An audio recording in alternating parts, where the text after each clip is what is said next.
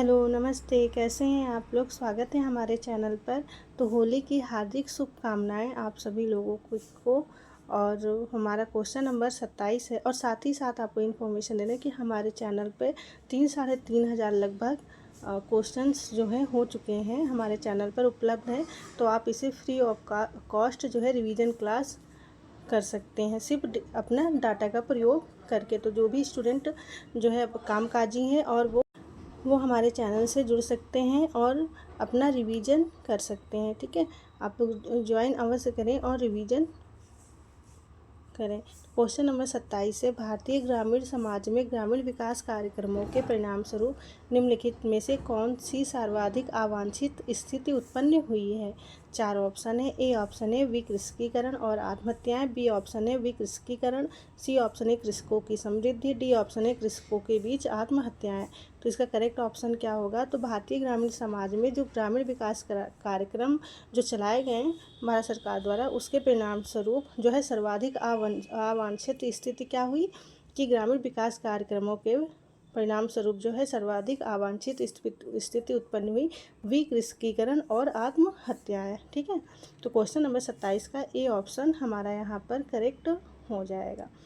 फिर हम आते हैं क्वेश्चन नंबर 28 पे। कथन और कारण वाला क्वेश्चन है ये।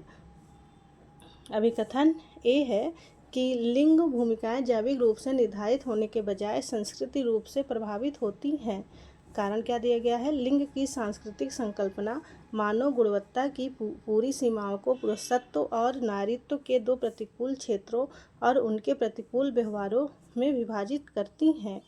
कोड दिया गया है। ए ऑप्शन है ए सत्य है किंतु आर असत्य है, बी ऑप्शन है ए और आर दोनों सत्य हैं, आर ए की सही व्याख्या है, सी ऑप्शन है ए असत्य किंतु आर सत्य है और आर ए की सही व्याख्या नहीं है, डी ऑप्शन है ए और आर दोनों असत्य है। तो इसका करेक्ट ऑप्शन क्या होगा? तो अभिकथन दिया गया है ए की लिंग भूमिकाएं जैविक रूप से निर्धारित होने के बजाय सांस्कृतिक रूप से प्रभावित होती, ये कथन करेक्ट है। और लिंग क्या दिया गया है? कारण कि लिंग की सांस्कृतिक संकल्पना मानव की गुणता की पूरी सीमाओं को पुरुषत्व और नारीत्व के दो प्रतिकूल क्षेत्रों और उनके प्रतिकूल व्यवहार में विभाजित करती है। तो इसका करेक्ट ऑप्शन क्या होगा? B option. ठीक है, ये दोनों ही करेक्ट हैं और जो ये आर है ये ए की सही व्याख्या है। ठीक है, तो क्वेश्चन नंबर 28 का बी ऑप्शन हमारा यहाँ पर करेक्ट हो जाएगा। फिर हम आते हैं क्वेश्चन नंबर 29 पे। मोस्ट इम्पॉर्टेंट क्वेश्चन है ये। वोट बैंक की परिकल्पना किसने की? Most important question. A option है रजनी कोठारी, बी ऑप्शन है M N Srinivas, C option है योगेंद्र यादव, डी ऑप्शन है ए आर देसाई। तो इसका करेक्ट ऑप्शन क्या होगा? तो वोट बैंक की जो कॉन्सेप्ट है यह दिया गया था एम एन श्रीनिवास द्वारा। तो क्वेश्चन नंबर 29 का बी ऑप्शन हमारा यहाँ पर करेक्ट हो जाएगा। फिर हम आते हैं क्वेश्चन नंबर 30 पर। क्वेश्चन नंबर 30 क्या है? संपूर्णानंद आश्रम निम्नलिखित में से किससे संबद्ध है? 4 ऑप्शन है। ए ऑप्शन है बॉस्टल स्कूल, बी ऑप्शन है ओपन जेल, सी ऑप्शन है जेल बंद जेल, डी ऑप्शन है प्रतिप्रेषण गृह। तो इसका करेक्ट ऑप्शन क्या होगा? तो संपूर्णानंद जो आश्रम है यह किससे संबंधित है? बी ऑप्शन ओपन जेल से। ठीक है, तो क्वेश्चन नंबर 30 का बी ऑप्शन हमारा यहाँ पर क्या हो जाएगा? करेक्ट।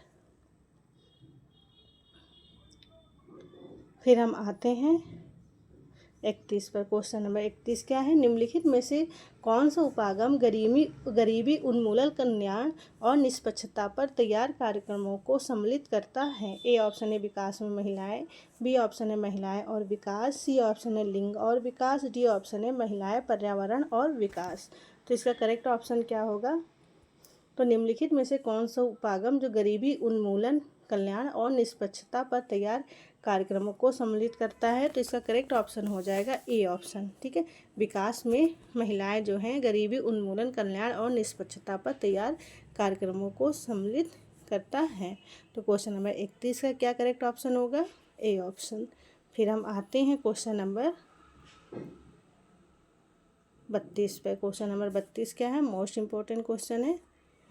द अल्टीमेट रिसोर्स नामक पुस्तक के लेखक कौन है? 4 ऑप्शन है। ए ऑप्शन है Paul Ehrlich, B C option है फ्रैंक नोटेस्टीन, बी ऑप्शन है Julian Lincoln Simon, D option है किंग्सले डेविस। तो इसका करेक्ट ऑप्शन क्या होगा? तो द अल्टीमेट रिसोर्स नामक बुक किसके द्वारा लिखा गया है? जूलियन लिंकन साइमन द्वारा। तो ठीक है, तो क्वेश्चन नंबर 32 का करेक्ट ऑप्शन क्या होगा? बी ऑप्शन हमारा यहाँ पर करेक्ट हो जाएगा। और ये जो नोटेस्टीन है, नोवेस्टीन, एक फ्रैंक नोटेस्टीन, ये किससे रिलेटेड है? जनसांख्यिकी संक्रमण से। ठीक है, तो क्वेश्चन नंबर 32 का ये मोस्ट इंपॉर्टेंट क्वेश्चन है। ठीक है, पूछा जाता है कि द अल्टीमेट रिसोर्स बुक किसके द्वारा लिखा गया है? जूलियन लिंकन साइमन द्वारा। तो क्वेश्चन नंबर 32 का बी ऑप्शन हमारा यहाँ पर करेक्ट हो जाएगा। फिर हम आते हैं क्वेश्चन नंबर 33 पर। किशोर अपराध वृत्ति की घटनाओं को स्पष्ट करने के लिए की दृष्टि से शिकागो शहर को 5 क्षेत्रों में किसने विभाजित किया? 4 ऑप्शन है। ए ऑप्शन है CR शॉ और HD मैके, बी ऑप्शन है ए कोहेन, सी ऑप्शन है E सदरलैंड, डी ऑप्शन है जी टाड है। ठीक है, तो इसका राइट ऑप्शन क्या होगा? तो किशोर अपराध वृत्ति की घटनाओं को स्पष्ट करने की दृष्टि से शिकागो शहर को 5 क्षेत्रों में किसने विभाजित किया था? तो इसका करेक्ट ऑप्शन हो जाएगा CR शॉ और HD मैके ने। ठीक है, तो क्वेश्चन नंबर 33 का क्या करेक्ट ऑप्शन होगा? ए ऑप्शन हमारा यहाँ पर करेक्ट हो जाएगा। और जो ये ES सदरलैंड है, इन्होंने कौन सा कॉन्सेप्ट दिया है? श्वेतवसन अपराध। ठीक है, और ये जो ये टाड महोदय हैं, इन्होंने कौन सा कॉन्सेप्ट दिया है? इनका जो कॉन्सेप्ट है अनुकरण का सिद्धांत। ठीक है, तो क्वेश्चन नंबर 33 का यहाँ पर करेक्ट ऑप्शन होगा ए ऑप्शन। ठीक है, और ये ए कोहेन है, इनकी एक बुक बहुत पूछी जाती है, डेलिक्वेंट बॉयज नाम से। ठीक है, ये मोस्ट फेमस बुक है और ये लिखा गया है ए कोहेन द्वारा, डेलिक्वेंट बॉयज। तो क्वेश्चन नंबर 33 का फिर यहाँ पे करेक्ट ऑप्शन क्या है? A option. फिर हम आते हैं क्वेश्चन नंबर 34 पर। क्वेश्चन नंबर 34 क्या है? यह किसका कथन है कि सहजातीयता और सहजातीय समूहीकरण कारक होते हैं इस अर्थ में कि वे मानव अस्तित्व की अवस्था में ही निहित होते हैं? 4 ऑप्शन है। सी ऑप्शन है मैक्स वेबर, ए ऑप्शन है फ्रेडरिक बार्थ, बी ऑप्शन है क्लिफोर्ड गिट्स और डी ऑप्शन है माइकल गारफील्ड स्मिथ। तो इसका करेक्ट ऑप्शन क्या होगा?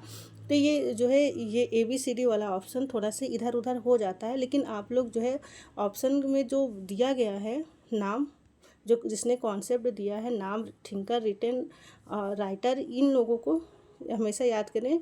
ठीक है, ये थोड़ा सा इधर उधर हो गया है, यहाँ पर हो जाता है हमेशा PDF बनाते समय। तो क्वेश्चन नंबर 34 का क्या करेक्ट ऑप्शन होगा? B option. ठीक है, आप लोग आंसर याद करें ताकि आपका आंसर बिल्कुल करेक्ट हो। तो यह किसका कथन है कि सहजातीयता और सहजातीय समूहीकरण मूल कारक होते हैं कि इस अर्थ में वे मानव अस्तित्व की अवस्था में निहित होते हैं? तो इसका करेक्ट ऑप्शन क्या होगा? क्लिफोर्ड गिट्स महोदय का ये जो है कथन है। तो क्वेश्चन नंबर 34 का बी ऑप्शन हमारा यहाँ पर करेक्ट हो जाएगा। फिर हम आते हैं क्वेश्चन नंबर 35 पर। वास्तविकता की सामाजिक रचना के लेखक थे कौन थे? ए ऑप्शन है पीटर बर्जर, बी ऑप्शन है ग्रेट बर्जर और पीटर बर्जर, सी ऑप्शन है पीटर बर्जर और टी लुकमैन, डी ऑप्शन है निकोलस लुहमैन। तो इसका करेक्ट ऑप्शन क्या है? वास्तविकता की सामाजिक रचना के लेखक कौन है? इसका करेक्ट ऑप्शन हो जाएगा सी ऑप्शन, पीटर बर्जर और टी लुकमैन महोदय दोनों ने मिलकर जो है यह बुक लिखा है, वास्तविकता की सामाजिक रचना। ठीक है, तो क्वेश्चन नंबर 35 का सी ऑप्शन यहाँ पर करेक्ट हो जाएगा। ठीक है, यहाँ पर इस बुक का नाम जो है हिंदी में लिखा हुआ है, नहीं तो ये अदरवाइज ये इंग्लिश में नाम देकर पूछते हैं। ठीक है, तो यहाँ पे याद करें दोनों फॉर्म, फिर आपको कहीं बुक मिलेगा आगे क्वेश्चंस सीरीज में तो हम ज़रूर उसे मेंशन करेंगे। तो क्वेश्चन नंबर 35 का सी ऑप्शन हमारा यहाँ पर करेक्ट है। फिर हम आते हैं क्वेश्चन नंबर 36 पर। आज के विश्व में वैश्वीकरण की घटना का वर्णन शून्य का वैश्वीकरण के रूप में किसने किया है? 4 ऑप्शन है। ए ऑप्शन है जॉर्ज रिट्जर, बी ऑप्शन है जीन बॉडिलार्ड, सी ऑप्शन है एंथनी गिडेंस, डी ऑप्शन है माइकल फूको। तो इसका करेक्ट ऑप्शन क्या होगा? तो आज के विश्व के वैश्वीकरण पर घटना का वर्णन करने के लिए जो शून्य का वैश्वीकरण का कॉन्सेप्ट किसने दिया है, मोस्ट इंपॉर्टेंट क्वेश्चन है और मॉडर्न थिंकर से रिलेटेड ये क्वेश्चन है। तो क्वेश्चन नंबर 36 का क्या करेक्ट ऑप्शन होगा, जॉर्ज रिट्जर महोदय। ठीक है, तो क्वेश्चन नंबर 36 का ए ऑप्शन हमारा यहाँ पर क्या हो जाएगा, करेक्ट। फिर हम आते हैं क्वेश्चन नंबर 37 पर, most important question. Anthony Giddens के जो है बहुत सारे क्वेश्चंस एग्जाम्स में पूछे जाते हैं, तो ये राइटर को ये थिंकर को अच्छे से उनका कॉन्सेप्ट, उनकी बुक्स ज़रूर याद रखिए। तो क्वेश्चन नंबर 37 है, एंथनी गिडेंस के अनुसार संरचना से अभिप्राय है, क्या संरचना से अभिप्राय है?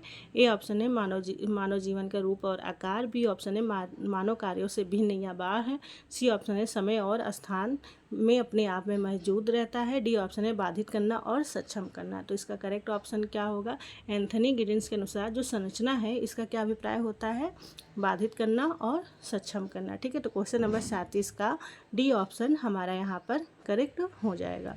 फिर बने रहिए, अभी 38 नंबर क्वेश्चन है। अच्छा ठीक है, ये भी क्वेश्चन नंबर 38 है, निम्नलिखित में से कौन सा युग्म सही है जिसने भारत में आदिवासी समुदाय के विस्थापन में योगदान दिया है?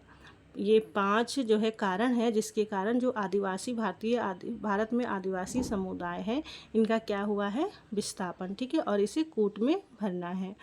तो पहला क्या कारण दिया गया है आदिवासियों के विस्थापन का, वनोन्मूलन, दूसरा है विकास परियोजनाएं, तीसरा है ऋण जाल, चौथा है भूमि अधिग्रहण और पांचवा है भूमि संस्कार। तो इसका करेक्ट ऑप्शन क्या होगा, तो आदिवासियों के समुदाय के विस्थापन में योगदान में कौन कौन से कारक हैं, पहला है वनोन्मूलन, ठीक है, और विकास परियोजनाएं और भूमि अधिग्रहण। ठीक है, ये जो तीनों हैं, पहला, दूसरा और चौथा, किसी में है विकास परियोजनाएं, भूमि संक्रमण, जल, ये डी ऑप्शन में देखिए ये करेक्ट हो जाएगा। डी ऑप्शन यहाँ पर करेक्ट है, विकास परियोजनाएं, वनोन्मूलन और भूमि अधिग्रहण।